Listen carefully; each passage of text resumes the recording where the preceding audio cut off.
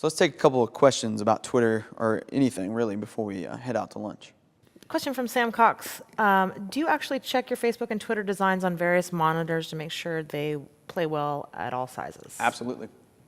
Mm-hmm. Yep, I'll browser test it just like I would any other web page. Mm-hmm. What did you say the above the fold amount was? Well, that depends on the monitor size, right? And so in this case, I try to keep mine at about 1,000 pixels. So I try to keep this document at about 1,000 pixels. What is it for Facebook, would you say? That's probably going to be a little different. I would say anywhere between 800 and 900, maybe even less than that. It might be even 700 depending on the monitor. Mm-hmm. Question from Jamming Jan. Do you have a personal and a business Twitter account, and should you, or when should you? I don't, but that's again because of the fact that I'm my own brand. I mean, you guys all have personal accounts, that are Creative Live, but you also have the Creative Live Twitter account, which is a collaborative thing. So if you're working at a business and you want to have a personal thing, I suggest that. As a matter of fact, it might be safer to do it that way because of the fact that we're opinionated animals. And every once in a while, you'll get fired up about something and you'll fire up Twitter and you'll just spit something that you probably shouldn't have said. And if you're doing that under the veil of your business, that could get you in some hot water. So you might want to set up your own personal profile and then say the opinions here do not necessarily reflect that of my business or employer. I would say that's a safe way to go about it. Let's see, for Twitter, Lisbeth says, I'm about to put a Twitter feed on a blog. Any tips on where to format the CSS? The default seems to have almost unreadable drop shadow text. Okay, it depends on what kind of Twitter integration you're using. There's all different kinds. Well, can we talk to that, what you like best? Yeah, I like to use, the widgets that Twitter produces are actually kind of good. They're Flash, they used to be Flash-based. I'm not sure if they still are. So if you go to twitter.com/about/resources/widgets, they actually have these right here. So you could say widgets for my website. You can do a profile widget like this, and then you can go on, oh, that's horrific. Are you kidding me with that? I'm talking about the colors. So you can go in here and you can kind of customize this. Let's make this look a little bit better, shall we? So I want like a light blue maybe. And then this background's got to go. I'm sorry, this is the design nerd in me just coming out in full force because this is horrifically ugly. And so I use the Twitter widgets. I also use WordPress plugins. There's a ton of WordPress plugins because I run a WordPress blog.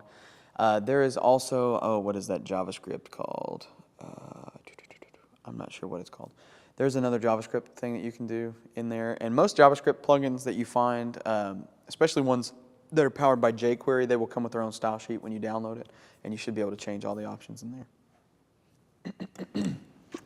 All right, LJRLF has asked, if I change my Twitter name, do my followers, DMs, and @s follow me to the new username? Yes, absolutely they do.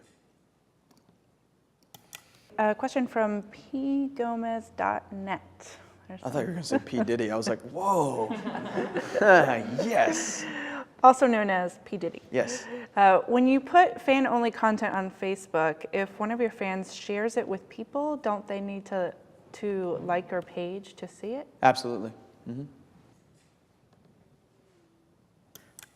Lisbeth also asked, could you please repeat the dimensions on the Twitter background image you're creating? Yeah. Thank you. So I try to keep mine at about 1,600 pixels wide. This one's a little wider just because I was basing this off of a screenshot that I took of Twitter. But I try to keep it 1,600 pixels wide by about 1,100 pixels tall.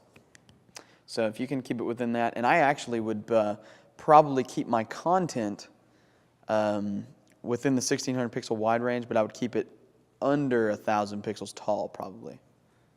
But depends on the monitor size again. A question from Snappy Gourmet. In the Facebook Insights, it looks like you can only see the last 100-ish people who have liked your page. Do you know of a way to see everyone who likes your page? You can see, I think there's a way to see lifetime stats in there as well. But if I could get back to it. So,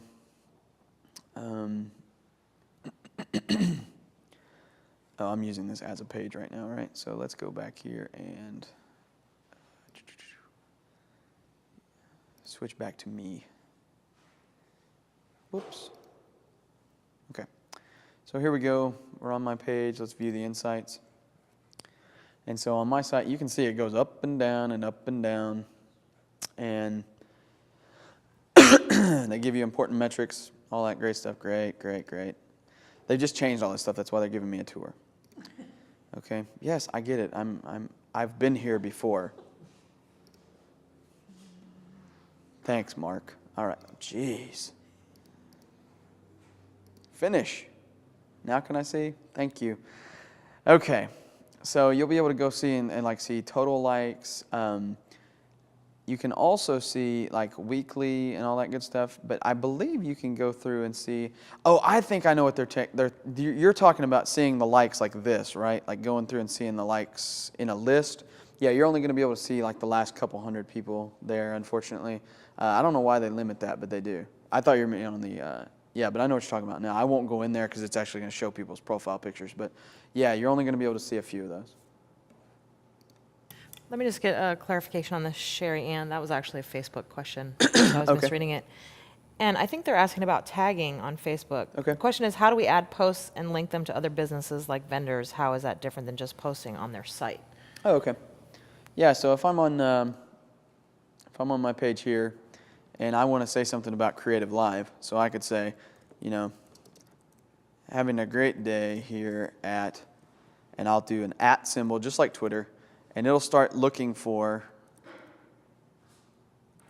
businesses or somebody that I'm associated with, right? So there's Creative Live. I'm having a great day at Creative Live here in Seattle. Wish you were here with us. Okay? And so I'm sharing that, and now that is tagged.